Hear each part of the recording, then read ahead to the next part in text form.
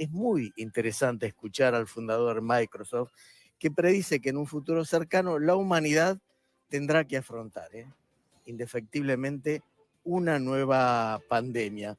Y volvió a alertar sobre las amenazas globales, destacó que el mundo no está preparado para enfrentar los peligros que se avecinan.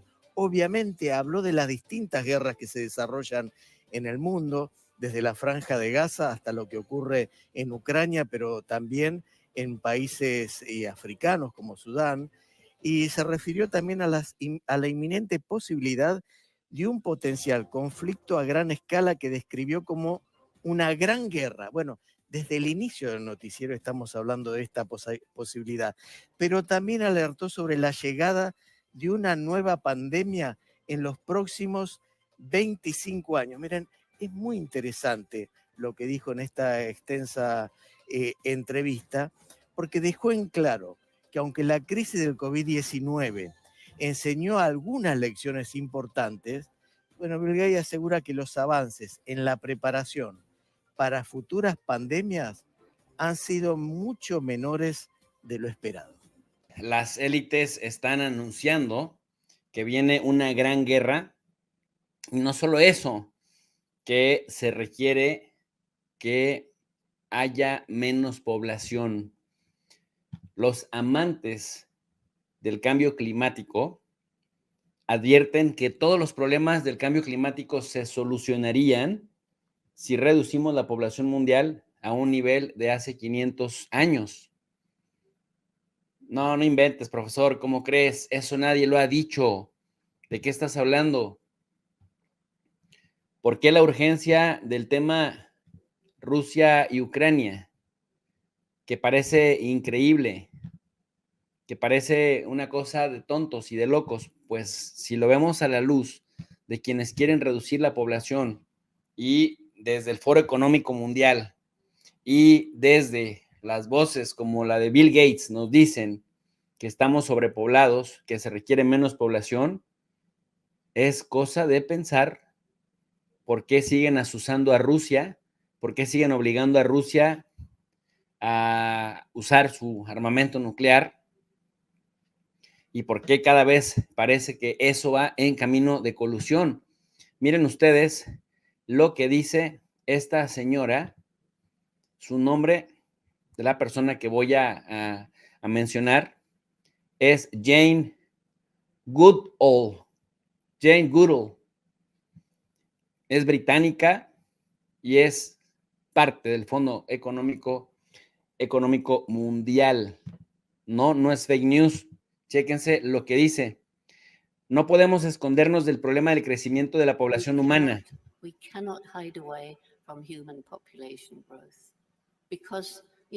Ya que resalta muchos otros problemas. Tantas cosas de las que hablamos no serían un problema si tuviéramos una población de tamaño que teníamos hace 500 años. Si se hace aplicación y planificación familiar de una manera correcta, es muy importante.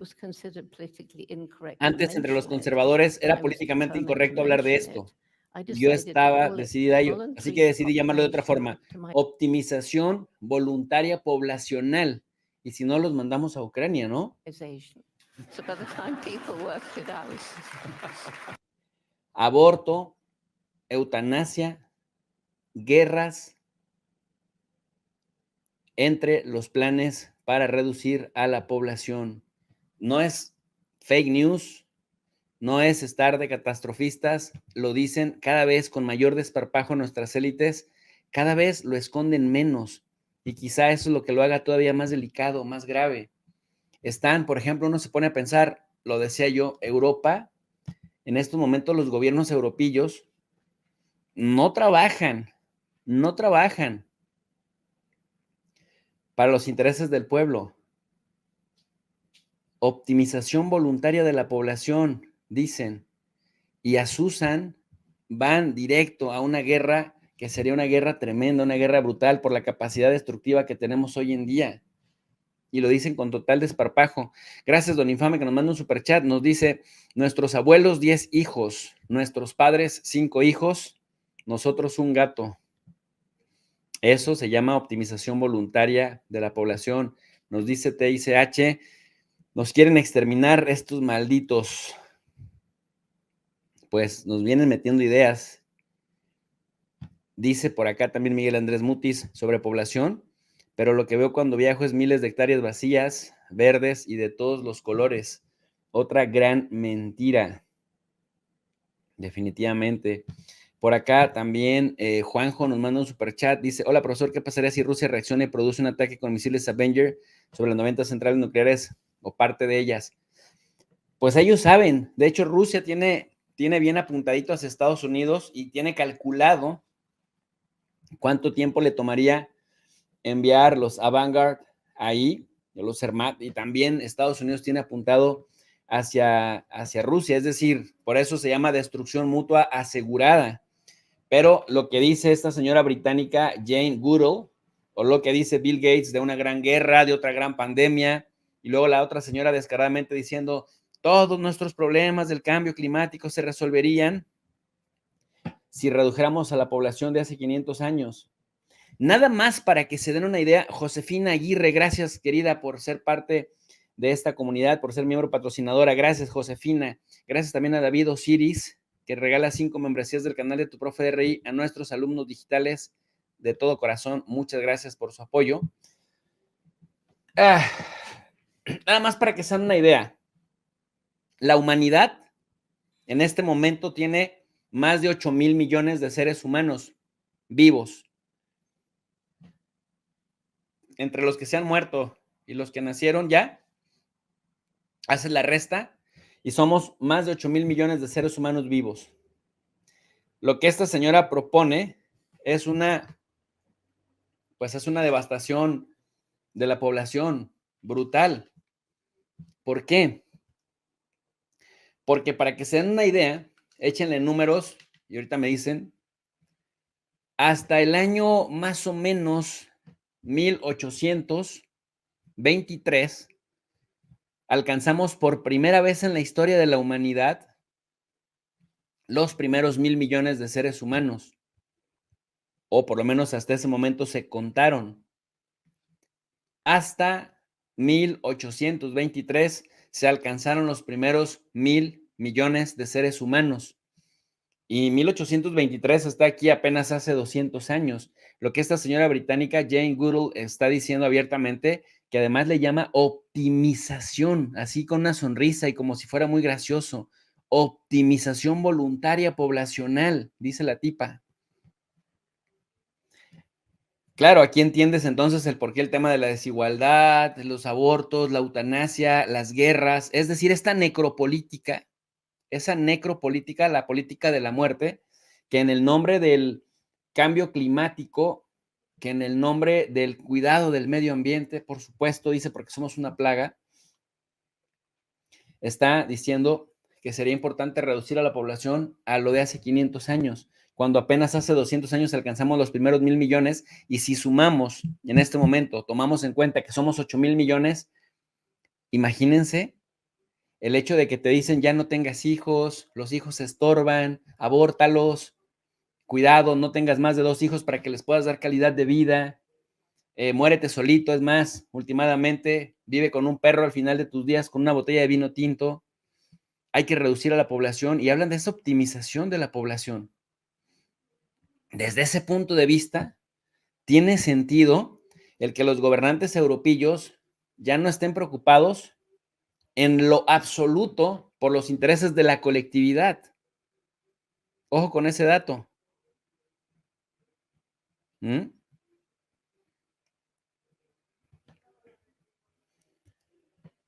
Y por eso tiene sentido que cada vez estén más y más y más abriendo frentes por todos lados. De verdad, un nivel de patología necrófila brutal. Ojo con ese dato. Por aquí nuestro querido amigo Álvaro Herrera hace una especie de ejercicio matemático, dice muertes al día 170,000, por hora 7,115, por minuto 110, nacimientos al día 440,000, 400 por hora 18,000, por minuto 278. Nada más pues para ir comparando cuántos mueren por cuántos nacen. Lo que esta señora dice es espeluznante y lo que dice Bill Gates es espeluznante. Bueno, déjenme, les pongo un poquito más los pelos de punta. Ojalá que esto no les quite el sueño. Hugo Soto, gracias, mi querido Hugo Soto, por su apoyo y gracias también a mi querido Infame. Dice, no tenemos hijos por falta de valor, no tenemos por falta de dinero. Pues es que mira, nuestros padres eran bien pobres y tenían de 5 a 10 o 12 o 13 hijos. Me parece que ahí hay un tema psicológico. Edith Palma, gracias por su apoyo, mi querida Edith, siempre solidaria también con este espacio educativo. Y entonces, tiene sentido el por qué estos necrófilos nos acercan cada vez más a una guerra que sería devastadora y lo quieren hacer facilito por una guerra que tendría la capacidad de llevarse a buena parte de la humanidad. Ah, ¿no me creen? Miren esto que parece una estupidez, de verdad parece una estupidez, pero si luego nuestras élites de verdad quieren hacer una destrucción de la población, pues tiene sentido. La OTAN acaba 19 de septiembre. Déjenme les pongo la fecha. 19 de septiembre.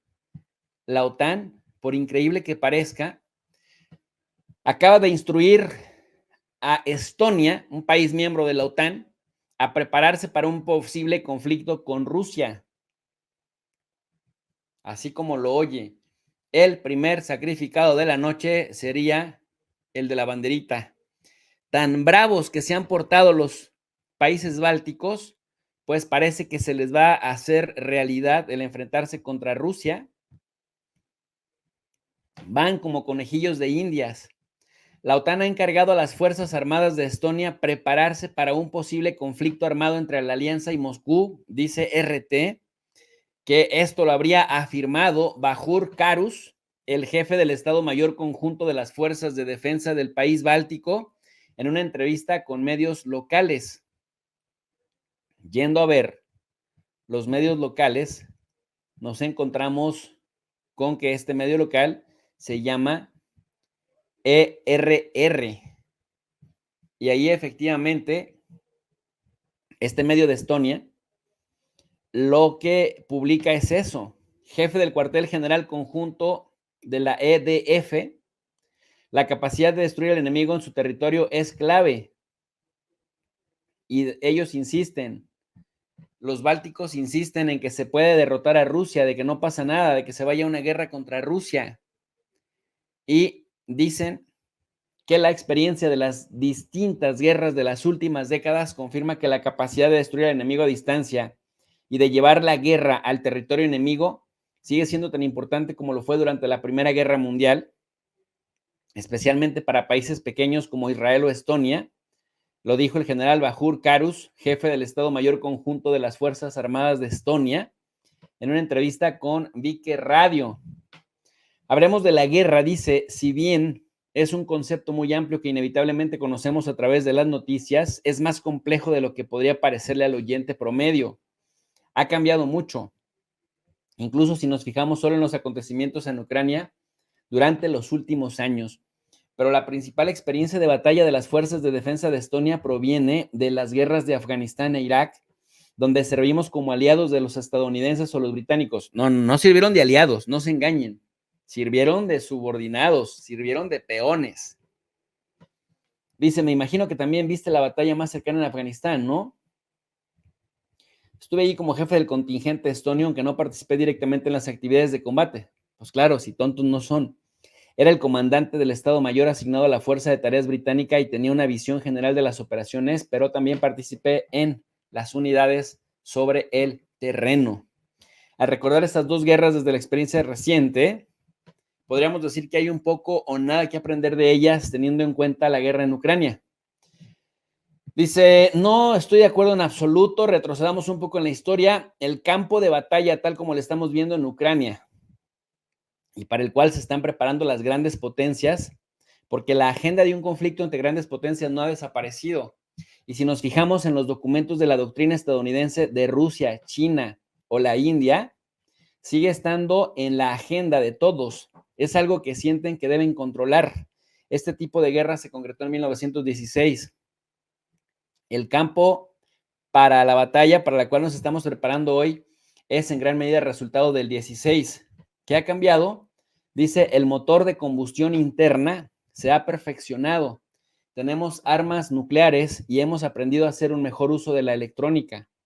En otras palabras, si bien estamos viendo nuevas herramientas, la proporción de espacio-tiempo y cómo hacemos uso de estas herramientas no ha cambiado demasiado, dice este individuo que aparece aquí en la pantalla,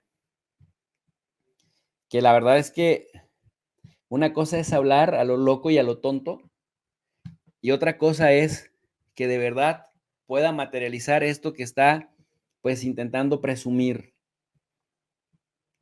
porque intenta presumir que están bien entrenados, intentan presumir que sí se pueden enfrentar contra Rusia, intentan presumir. Si esto hace parte de un plan de exterminio de la humanidad de forma masiva, tiene sentido. Horrible, pero tiene sentido. De lo contrario, decir que pueden enfrentarse a Rusia y salir victoriosos,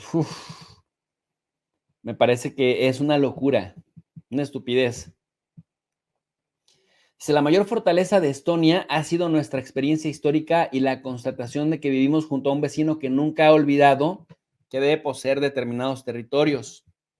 Digo que durante estos 33 años nunca hemos dejado de prepararnos ni de entrenarnos para un conflicto de gran envergadura contra ellos. Dice, los polacos también han sido tradicionalmente libres. Y dice también que básicamente una manera de confirmar que están preparados es recordar, dice, que apenas al inicio de la guerra teníamos la capacidad de aguantar a Rusia solo 10 días. Hoy, dice, podemos hacerlo mucho más tiempo. Dice también este señor Vahur Karus, jefe del Estado Mayor Conjunto de las Fuerzas de Defensa de Estonia, que su capacidad de ataque en profundidad forma parte de los planes actuales de la OTAN y que la OTAN les dice qué tenemos que hacer, de qué tenemos que ocuparnos, de cuáles objetivos, de cuándo la OTAN puede ir y dar los siguientes pasos. Pero que para eso, dice Vahur Karus, que antes solo podían resistir unos 10 días. Sin embargo, dice, hoy no solamente podríamos resistir más que eso, pero además atacar a Rusia a profundidad. Dice, no podemos quedarnos esperando a que Rusia nos golpee primero con un mazazo, sino que, por el contrario, debemos ser capaces de hacer algunas cosas primero.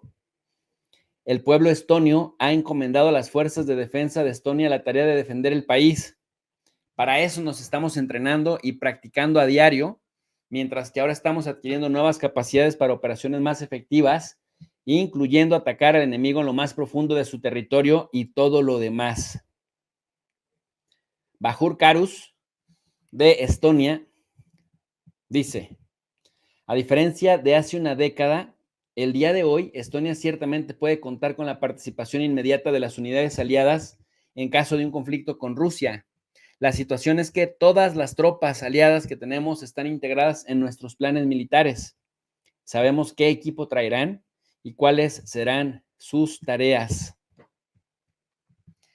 Pues a mí me parece que este señor está blofeando, me parece que es demasiado bluff, pero eso te habla de que si el plan es exterminar a la población de forma masiva, tiene sentido que se quieran enfrentar contra Rusia. Pero, ¿qué es lo que no tiene sentido? Que de verdad piensen que pueden derrotar a Rusia. Es una estupidez por donde se le vea. No están pensando, de verdad, no están pensando en evitarle problemas a la gente. Por el contrario. Y eso es lo que el europarlamentario polaco, Grzegorz Braun, le reclamó a Alberico Gambino de Italia, al que le dijo, ¿irás personalmente a luchar por cualquier causa a Ucrania? Es que si mandas a tus hijos, a tus amigos o si vas tú directamente, ya no serías tan valiente ya no estarías usando la guerra. Miren esto. ¿Irás personalmente a luchar por cualquier causa a Ucrania? Por supuesto, vaya, que Dios lo bendiga. Pero no se lleve a todos los demás con usted. No haga sufrir a más ucranianos. Y entonces el italiano se indignó y dijo, no me falte el respeto. Le está diciendo, no, es que usted está insistiendo en que se extienda la guerra. La pregunta es si usted agarrará un rifle y será al frente a pelear también, o quiere que otros vayan por usted.